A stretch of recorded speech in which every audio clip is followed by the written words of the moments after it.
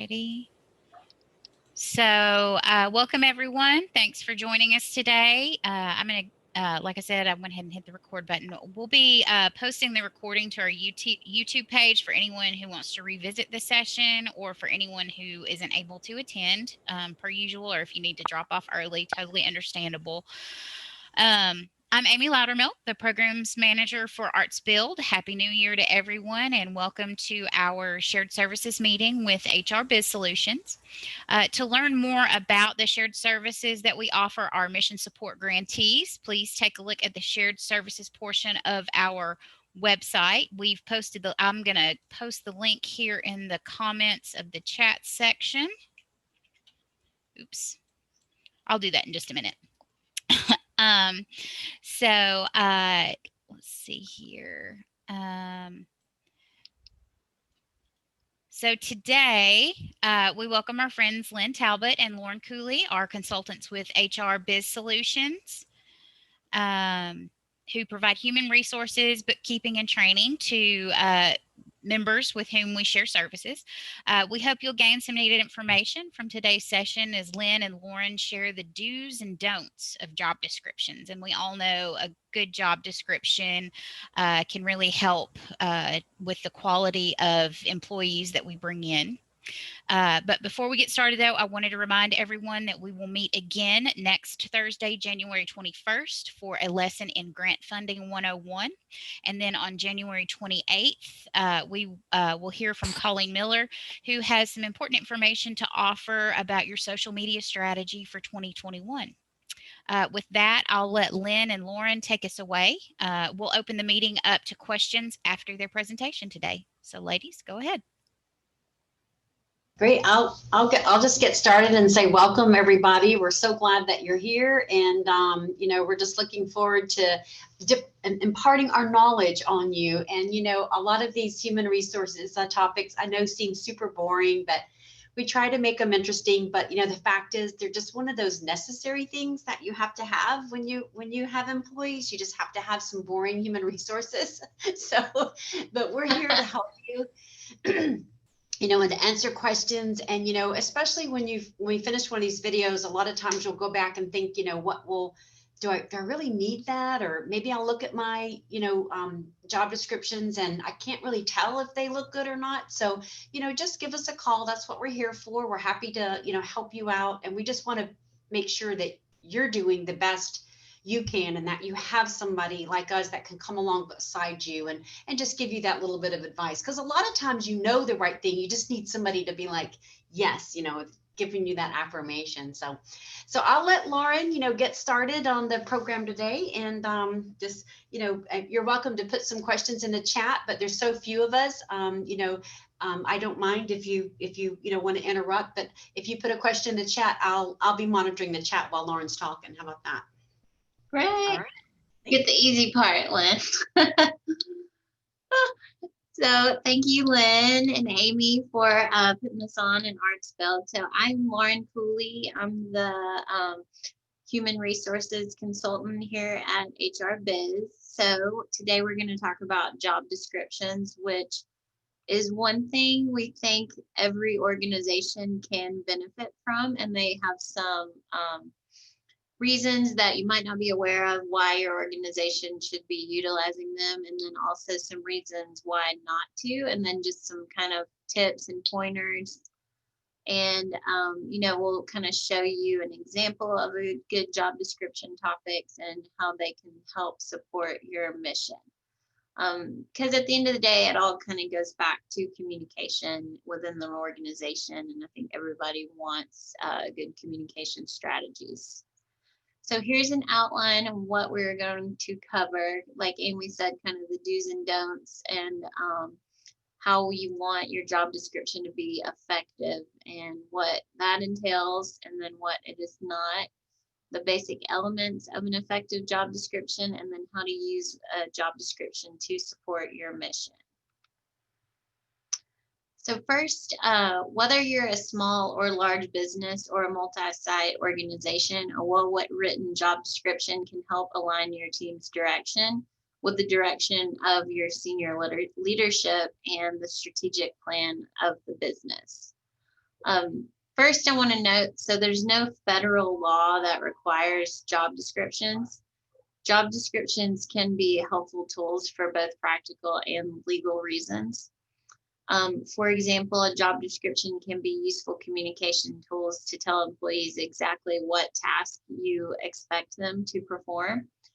It kind of goes back to the team member's expectation as the first place that you need to look if somebody's not meeting your expectations or performing a job up to how you're expecting your team to perform. So just do they understand what is expected of them to do for daily tasks and functions that you feel are key elements of the job? So you should be certain that all employees clearly understand any manager's expectations at the start of employment, and that understanding can start with a clear written job description. So the first place you want to start is definitely with recruiting.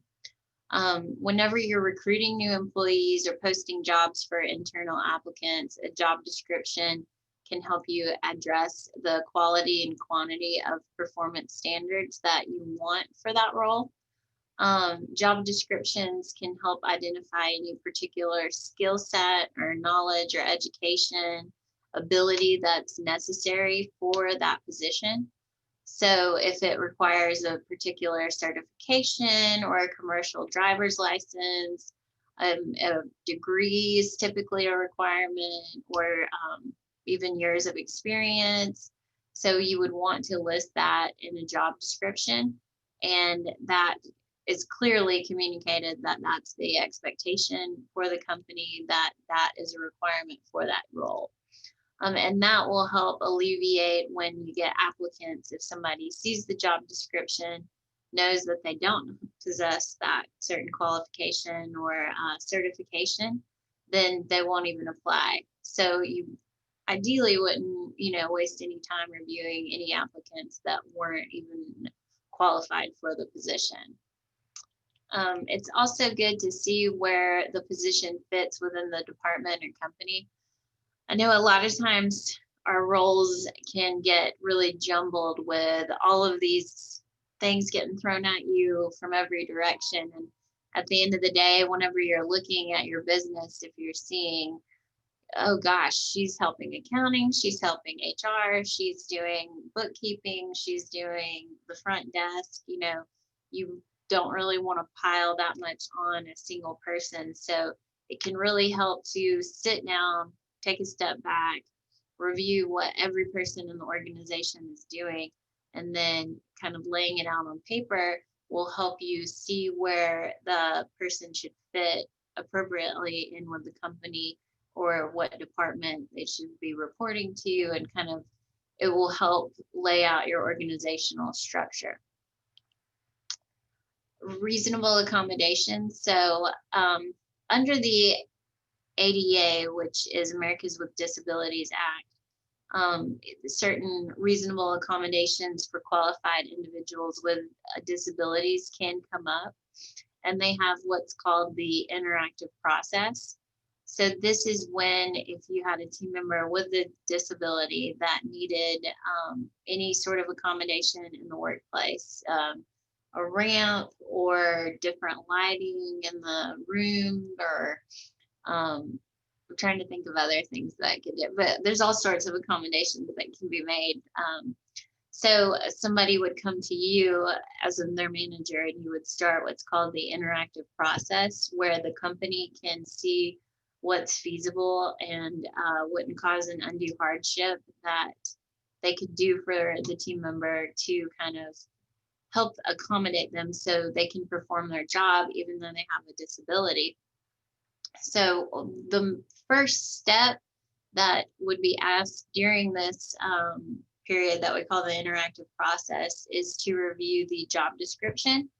And this is typically one where I would say to the team member, take your job description to your doctor and have them see what the role entails, and then have the doctor fill out if there's anything in the job description that you can't do, or if there's anything that we need to tweak, then come back and then we see kind of what the doctor says, and then we move forward from there with seeing what we can accommodate.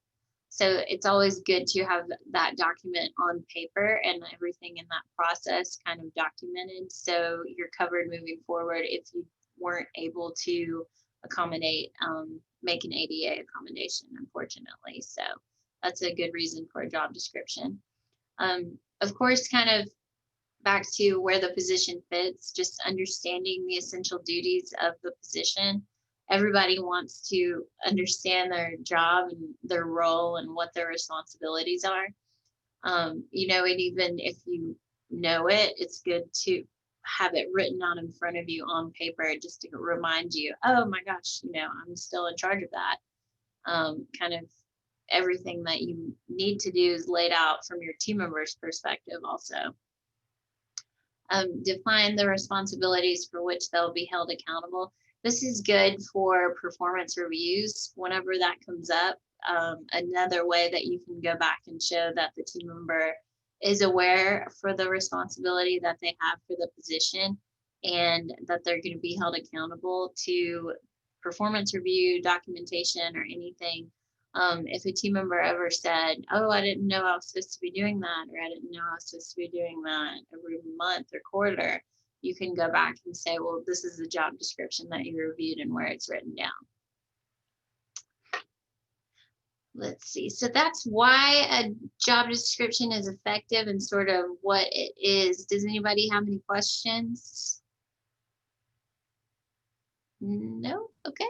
Next slide. There's nothing in the chat yet. I tried to get people to chat, but nothing there yet. So, all right, we'll keep going. Okay. So that's what it is. So now we're going to talk about what a job description is not typically. So first, poorly written job descriptions can add to workplace confusion, miscommunication, and make people feel as though they don't know what's expected of them. So one thing to kind of keep it not jumbled, you don't want to make it a list of daily tasks and outline kind of what everybody should be doing. Like, you don't want to say you come in and you check your emails from 8 to 9, you do this from 10 to 11, you answer the phone every time it rings. Some of that stuff should be understood, and you want to keep it with more responsibility focused and not task focused, if that makes sense. And so you can kind of include some formal task that could be linked as a responsibility, but not giving them exactly step by step what their job is supposed to be doing. And this would also give you a very long list of things to be doing, and you don't want a boggled down document that's too long that nobody's going to read. You don't want to limit. Oh, go ahead. I'll add on to that, because I know when I first started doing job descriptions too for clients, what they bring to me is a task list. And I'm like, okay, because that's what you think of when you think of what does this person do? Like Lauren said, they're answering the phone and then they're checking their mail. So what we do sometimes is we'll do a job description, and then we'll have a daily task list. And that daily task list is, changes as things happen, and we have COVID, and now you're at home and you're managing Zoom meetings instead of answering the phone. So, so you can have both. You can have a job description and a daily task list, right? Sure. Yeah. And it's good to have written down, like what task you expect a team member to perform, for sure. Especially, I would even put like return phone calls within 24 hours and kind of lay out an expectation still with the task list to kind of hold somebody accountable to it. But mostly with the job description, you just want to keep it short. So I think that having the two separate lists and differentiate between them would be really beneficial. Let's see. So limited to just certain positions. Yes, you want to have every position in the organization have a job description that's updated with, of course, their responsibilities, and not just certain positions. Because if somebody found out that they didn't have one, it would make them feel less important, of course, and kind of lead to confusion. Disconnected from the mission of the organization. So if your mission and the message that you want to send out in the organization should really tie into the responsibilities and where you're wanting to go as a company for the job description, just to kind of keep that engagement. And it's another good reminder of what the mission of the company is. So you want to make sure that that aligns with the job description, and it's not just, nothing that would really lead the team member to believe that they weren't part of the mission or where the company's going. And there's nothing strategic with it. It's just a document that they're reading that hadn't been updated in 20 years, Same thing with a dead document that's pulled up only when an employee quits. This is something that is a big factor with job descriptions, and I think why companies kind of let them go stale. It is a big process to get your job descriptions updated. And like Lynn said, with COVID and everything, is just a good example of how positions can change and responsibilities can change, and expectations can change. A manager quits, and then somebody new comes in and they have a totally new expectation and change up a lot.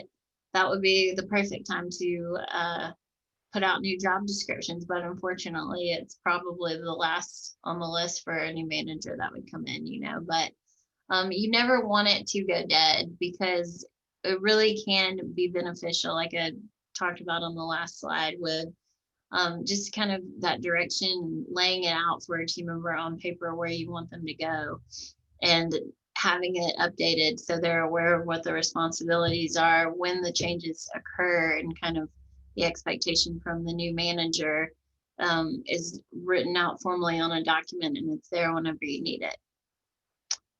Non-existent. So you, of course, like we've gone over, you don't want to not have anything written on paper with a job description. I think even as far as recruiting or whenever you're hiring, just having something that you're putting out on Indeed, or an ad that you're posting on social media to get a position, that's information that can be used easily in a job description. So you're kind of doing it from that aspect. So it's good just to have it laid out, and help if somebody does leave unexpectedly, then you already have the information laid out so that you can post it again easily and fill the position faster. Do you have any questions on what is not a job description, or tips about what it should not be used for? I don't have any questions yet, but I posted a question to the group. I want you guys to think about it. Do you have a job description for your position as executive director? Because your job description is generally going to be created, by the board, and it really helps you be more effective in your job.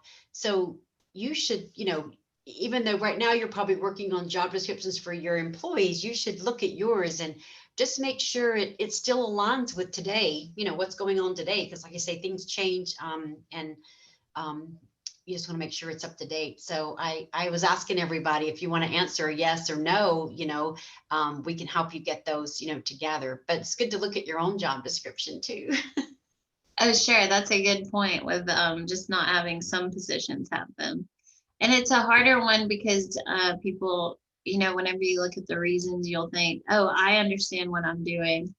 I know I'm not leaving, so nobody would need it for recruiting purposes. So it's harder to wrap around kind of doing one for yourself as opposed to doing it for your team, but everybody needs one, I think, on paper. And the board can benefit having it. And I think it would help lay out some of the directors that we work for that I think wear 500 different hats. I think it would help lay out for the board what they're doing and what they're in charge of. So this is just basic examples on what is in an effective job description. So kind of we talked about all the experience and qualifications that's required. You can kind of blend these in whenever I've been doing them for team members or clients, not team members. I've kind of keyed in what's required or desired as to like education and experience, skills, knowledge, and abilities to kind of shorten it and put everything under one block. But this is the basics of what typically goes into one. You can always kind of make it tweaked to what fits in your organization better. One thing I'm meant to press on too is where you can list out what's exempt, non-exempt, full-time or part-time, and the job type. That's another benefit of doing a job description, is kind of getting all the functions on paper, and it will help you look at the responsibilities, maybe the decision making, and if they would meet the status in the FLSA to be exempt or non-exempt. If the Department of Labor came in and asked, where you were starting with these and how you were kind of figuring out who's exempt or non-exempt, you could help show them the job description and kind of what the task and daily responsibilities are. And that's another document that would help you. Of course, if you ever have any questions about kind of any of these topics or anything on this list, we can gladly help with any client to help you with your job descriptions. And we would kind of need this information back from you. So what I've been doing with another client is having team members fill out a questionnaire that just asks them kind of the percentages of what they're working on each day, and how, like, if they spend 80% of their time doing this, some accounts payable people, we realized that they would actually be called accounts payable coordinators instead of a staff accountant, because they spent all their time doing the processing and paying bills and everything like that. So it can help you kind of reorganize your structure, and if you needed any job title changes also. But so this is the basic elements. So if anybody has any questions on these topics, just let us know. Let's see. So on this slide, I think it all kind of goes back to how a job description can help support your mission. Hey, We Lauren. talked about, oh, yes. We do have a question. Okay. Yeah, it's from Dawn, and she said she's the executive director and her husband is the artistic director. Their roles and responsibilities are based on their strengths and weaknesses, and it's a unique situation. Would you suggest having job descriptions based on our current roles and responsibilities, or how it would work if there were two different, unrelated people in these roles, or both? I think I would have a job description on what you're doing, unless for any reason you feel like you're if the roles are about to change or anything like that. I would maybe get down what you're doing, and then it will help lay it out for the next person that's going to take in the role. But I would definitely get down on paper what you're both doing, making sure it's not kind of coinciding, or how you can kind of separate out, if one is your strength and it's his weakness, then that would go in your job description, But I'm a component of kind of making it for everybody.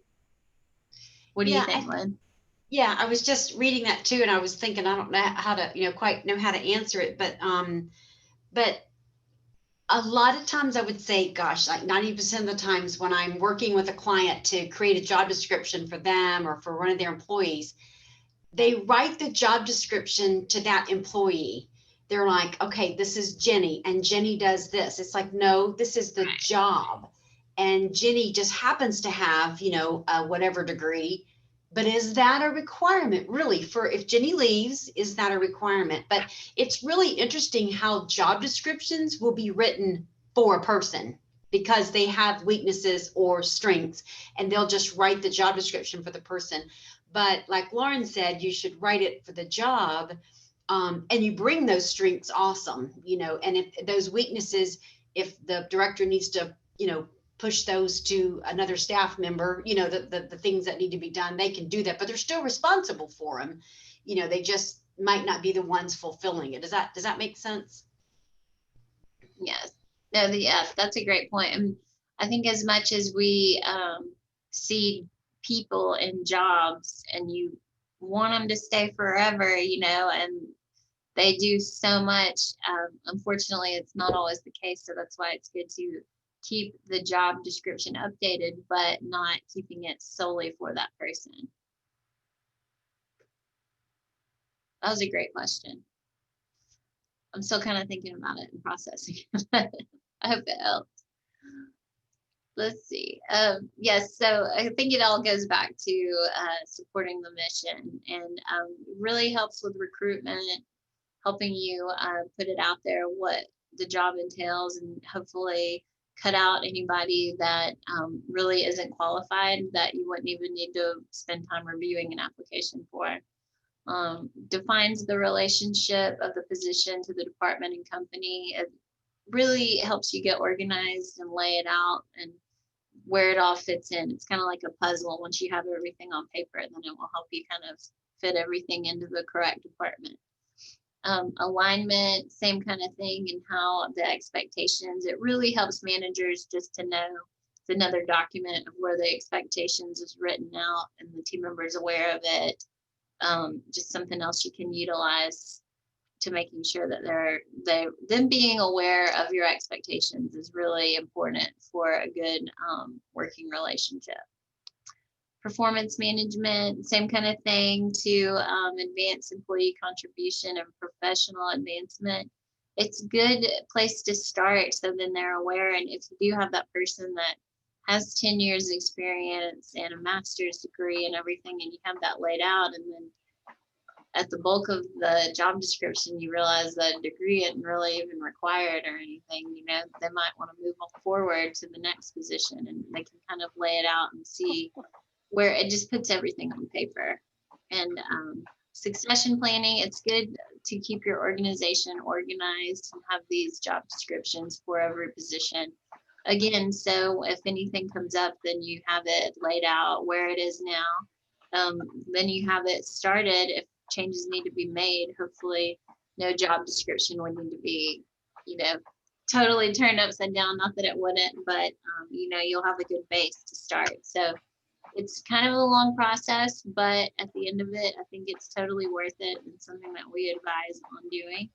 And it can really help organize an organization and help with getting the mission, and hopefully, if any planning for success in the future, it's got it all laid out for you, and you can know where to start with what roles you have defined for your team. Does anybody have any more questions? What would you say, Lauren? How often should people look at their job descriptions for review? It's a great question. Whenever I was kind of reviewing information for this, I saw some people said monthly, but that's just really not ever going to happen, I don't think. But I understand because of how often, positions can change, and really keeping up with every responsibility. But I would recommend yearly, and just kind of laying it out, depending on if, there was a situation like I talked about, if a manager changes or the CEO changes of a company and it's kind of going in a totally different direction, then that would be a good time to kind of make sure everything's aligned and organized. But I would say yearly, just for you to review your job description, make sure you're, on task and understanding, and for managers to review it. I think that's a reasonable expectation. But again, that's even a more grueling process too. So I do understand how they can get the shaft, but then they're very important to keep up, and I think it's most beneficial to do it yearly. Great. What other questions do you guys have? You can just unmute if you just want to ask us. We're here. Sure. It's your time to shine. Your time to ask a question.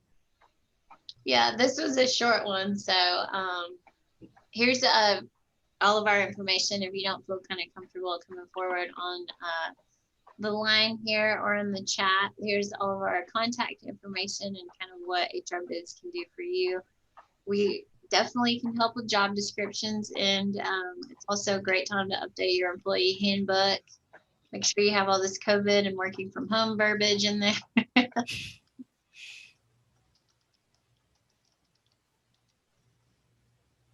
Okay, well, Hey, I do have a question. okay, thanks, Joy. Joy from Scenic City Clay. So We have a part-time position that is like our studio, we call it studio associate versus like assistant, because they have key access and they're like the only ones in the studio sometimes. But the two women that we have in these roles, which are only like 10 hours a week, they do the same base things, but very different things in terms of like one of them focuses on glazes and one is on clay. And so is it necessary to have two different job descriptions, or can all of those just be listed within the studio associate job description, and then we kind of divvy them up as needed as to who's better at what? Are they are they specifically, or are they kind of cross-trained where they'll all kind of take on the different? Yeah, everybody's cross-trained. It's just as far as like weekly, like who's responsible for what, it really just falls to like one or the other. I would have in there the responsibilities in the different areas, and then a line about how it'll be differentiated depending. You need to have knowledge in all of these different areas, and depending on the circumstances, that you would be assigned to these different areas. And that's a really good question, because you do kind of want that known in the job description if it's going to kind of be flexible, or if somebody's going to have to be cross-trained in all these different departments. You want it really spelled out what those different departments and things are going to be, so the team member is aware of, especially early on in an employee relationship. So I would just put in there that they need knowledge in this area, and this area, and then they could likely be working in all, or specifically at any given time in that area, or something like that. So they're aware and they know that they need to have the knowledge of it. Because you do, and I meant to add this in here, I'm sorry, I just remembered, but you do want some verbiage that's flexible like that in there, so you don't get the team member that's going to say, it's not in my job description, I'm not doing it, So that's why we always say add in other duties assigned as a key part, just so people are aware that you can get projects or assignments that aren't going to be in your job description.